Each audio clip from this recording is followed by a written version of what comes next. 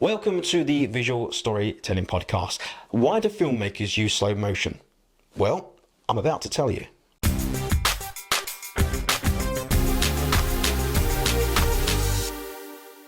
Filmmakers use slow motion for various creative and practical reasons. I'm going to share with you 8 here.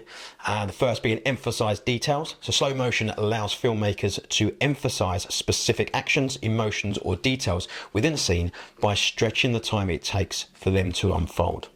Number 2 is dramatic effect.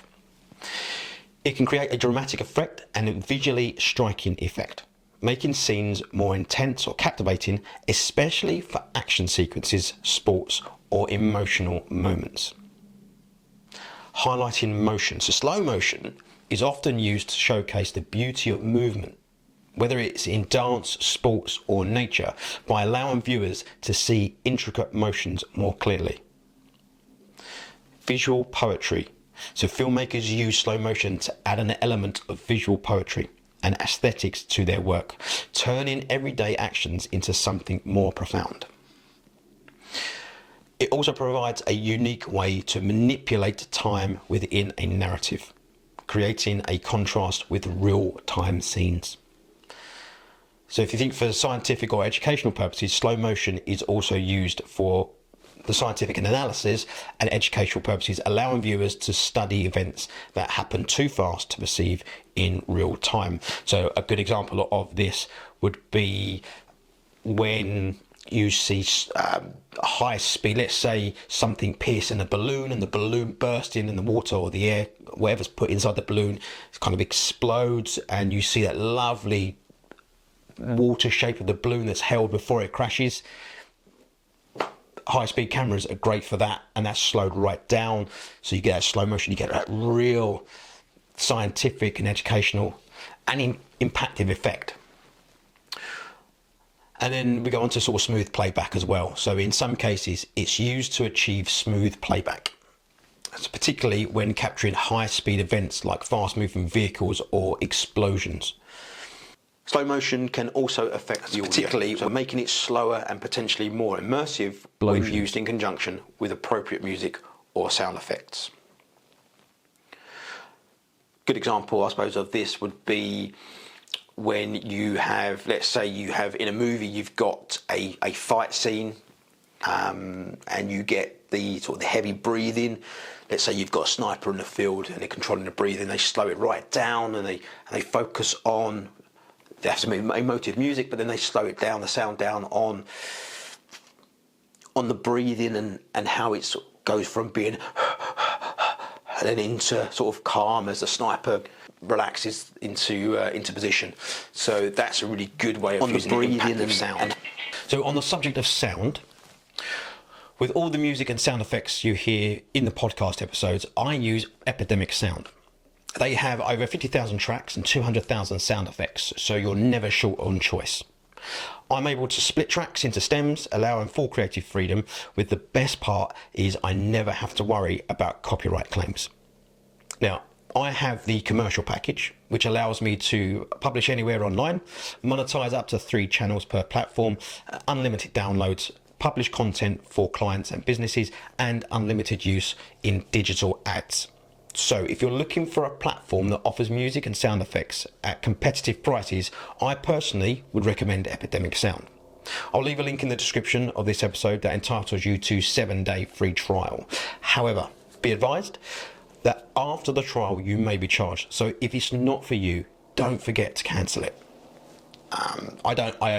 This is not a paid advert for Epidemic Sound. I genuinely use Epidemic Sound for all of my sound effects and my music, and I happen to be able to offer you the 7-day free trial through a link. It's not an affiliate link or anything like that. I genuinely don't get anything from it. So with that being said, I'd also be keen to hear of any other platforms you may have used or do use for your own music and sound effects. So do let me know so I can take a look around and compare, basically. I may even be able to produce a comparison episode to help break down everything so you can make an informed decision on what or which is best suited to you. Anyway, I've digressed somewhat. So we were discussing slow motion. Now, overall, slow motion is a versatile tool in filmmaking, enabling you to control the pace and impact of your storytelling. Good. Now, before I digress any further, I have a small ask. I'm looking to have more guests on the podcast to provide you with more value. So with that in mind, if you work within the creative space and would like to have a conversation about what you do and the benefits it offers others, get in touch and let's have a conversation. I'll leave my social handles in the description. And once again, thank you for lending me your ear. I genuinely appreciate your time. And don't forget to follow the Visual Storytelling Podcast. And until next time, be creative, be inspired, be you.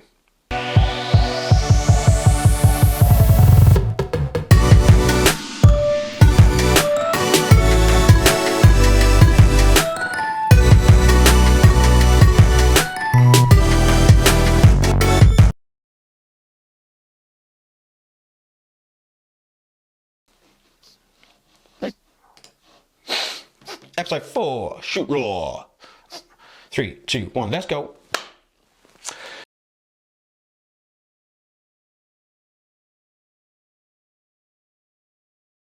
Welcome to the Visual Storytelling Podcast. Let's discuss why I shoot in RAW.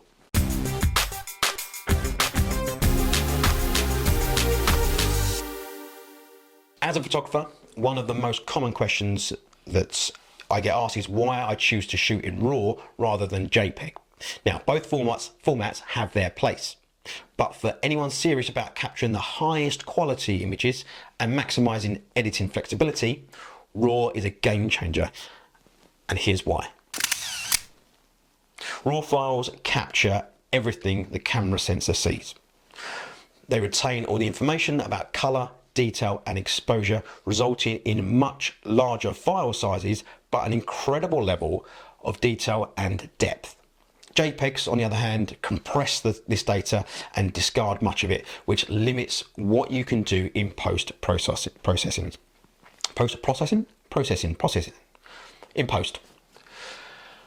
When you shoot in RAW, you have more control over adjustments in exposure, white balance and contrast without sacrificing quality. JPEGs bake in settings like white balance and sharpening, which means that correcting an overexposed sky or adjusting skin tones can lead to artifacts and quality loss. RAW gives you the digital negative that is fully adjustable, and that allows you for powerful editing without compromising the image. RAW files capture a broader range of light, which means they handle both shadows and highlights more gracefully. You can recover details from underexposed areas and rescue overexposed highlights that would be lost in a JPEG. This dynamic range is especially helpful when shooting high contrast scenes like landscapes or events with challenging lighting. For clients and projects where quality matters, RAW is a must. The format ensures that the final images have optimal clarity and color accuracy, which is essential for high-end print work or digital displays. And I've seen a lot of questions going around, particularly on threads, about people or photographers being asked by their clients to have the RAW files. And do you share the raw files? Do you not? Now, that's a whole other episode as to do you, don't you, and why you would or wouldn't. And that's maybe something I will cover or go over in another episode.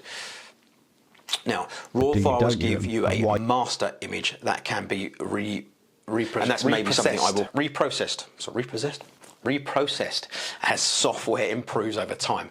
Editing a JPEG means accepting the limitations of the format permanently, while RAW files keep your creative options open as software improves over time. While shooting in RAW does require extra storage, and that's maybe something I will post-processing time. I'm really struggling with that word.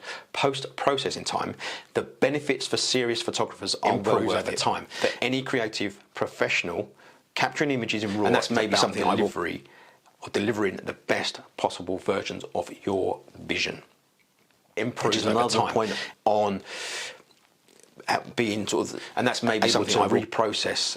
When I edit my RAW files, I will always create a virtual copy of the original shot.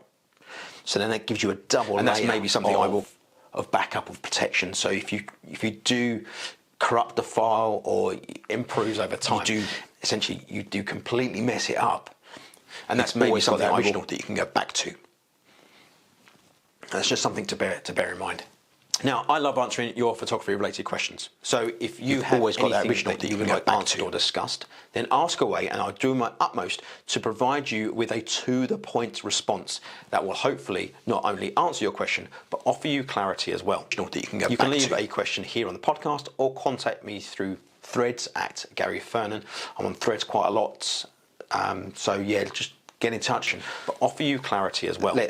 You can leave a question here on the podcast, and let's have a conversation through Threads. Don't forget to follow the podcast on Threads as not to miss out on not only new episodes, but catch up on previous episodes you may have missed or simply wish to listen to again. Connect and let's have a conversation. Does make a difference. Don't forget to follow the podcast so as not to miss out on not only new episodes, but catch up on previous episodes.